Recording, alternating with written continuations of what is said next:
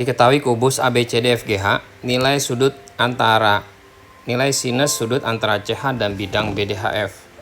Nah, kita buat garisnya untuk CH. Misalnya ke sini ya, ini CH sama bidang BDHF.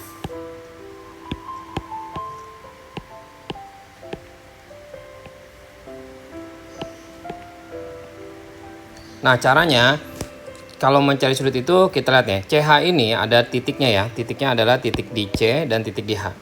Nah, untuk di H ini dia udah di bidang BDHF. Sedangkan di C ini belum di bidang BDHF.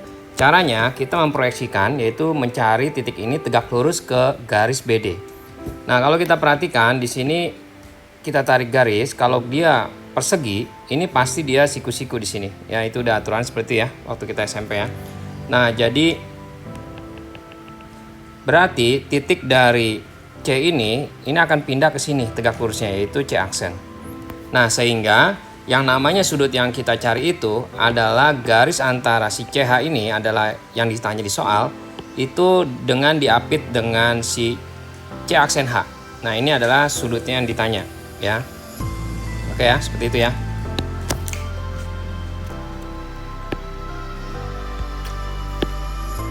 Oke. Nah, ini adalah alfanya yang dimaksud di sini. Nah, kalau gitu ini kita nggak bisa bilang ini adalah siku-siku atau enggak ya.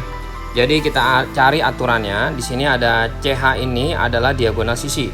Nah, untuk diagonal sisi, kalau misal ukurannya kita anggap A, berarti diagonal sisinya untuk persegi itu langsung aja ya, A akar 2. Oke. Nah, untuk C aksen itu adalah setengah dari diagonal sisi AC. Nah, AC juga sama ya, yaitu A akar 2 juga. Gitu ya. Jadi kita dapatkan CC aksennya setengah akar 2A. Nah, selanjutnya kita akan mencari HC aksen. Gimana cara mencari HC aksen? Yaitu dengan cara Pitagoras dari HD kuadrat ditambah dengan DC aksen kuadrat ya.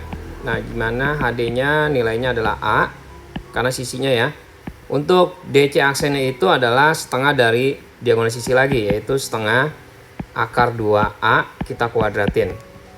Jadi A kuadrat ditambah setengah akar 2 dikuadratin 1/4 dikali 2 jadi setengah ya. Setengah A kuadrat. Berarti ini 1 ya. 1 tambah setengah itu 3/2 atau 1/2. Nah, dari sini kita dapetin akar 3 per akar 2 A kuadrat. Kalau kita rasionalkan boleh aja dikali akar 2 per akar 2. Jadi jawabannya adalah setengah akar 6 A kuadrat. A-nya udah nggak ada lagi ya, karena kita udah di sini ada akar ya.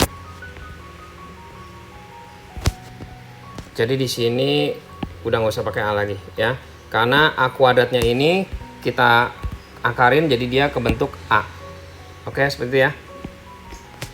Nah, selanjutnya setelah kita dapetin ini, baru kita pakai aturan kosinus bisa, yaitu caranya seperti ini ya. Aturan kosinus CC aksen kuadrat itu sama dengan sisinya adalah CH kuadrat ditambah C aksen H kuadrat dikurang 2 kali CH dikali C aksen H dikali cosnya yang diapitnya cos alfa ya.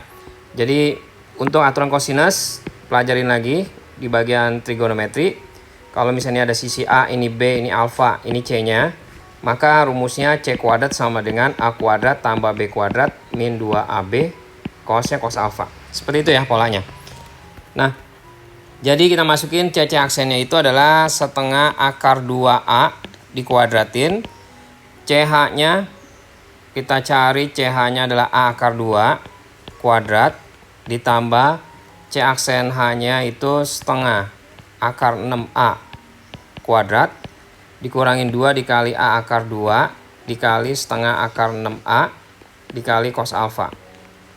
Setengah akar 2 dikuadratin jadi setengah A kuadrat. Ini jadi 2A kuadrat. Ini menjadi 3/2 A kuadrat. Ini coret. Terus akar 2 kali akar 6 jadi akar 12A kuadrat cos alfa. Nah, jadi yang bentuk yang ini kita pindahkan ke kiri jadi plus ya. Akar 12A kuadrat cos alfa itu sama dengan 2A kuadrat ditambah 3/2A kuadrat ya. Jadi 7/2A kuadrat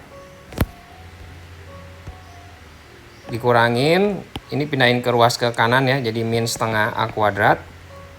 Jadinya akar 12 itu sebenarnya 2 akar 3 ya, kita bisa sederhanakan. Sama dengan 7/2 kurangi 1/2 itu 6/2 atau 3A kuadrat. A kuadratnya hilang. Jadi cos alfanya itu 3/2 akar 3. Kita kalikan akar 3 per akar 3, dirasionalkan. Nah, dari sini berapa jawabannya? Setengah akar 3. Ya, ini setengah akar 3 itu baru cosnya ya. Jadi kita akan mencari sinnya. Nah, cos berapa yang setengah akar 3 ya? Setengah akar 3 itu sudutnya cosnya yang cos 30 derajat ya. Jadi untuk nyari sinnya yaitu sin 30, jawabannya adalah setengah. Oke, seperti itu ya. Nah, semoga membantu, dan supaya nggak lupa dengan channel ini silahkan di subscribe. Jangan lupa untuk di like dan di share videonya.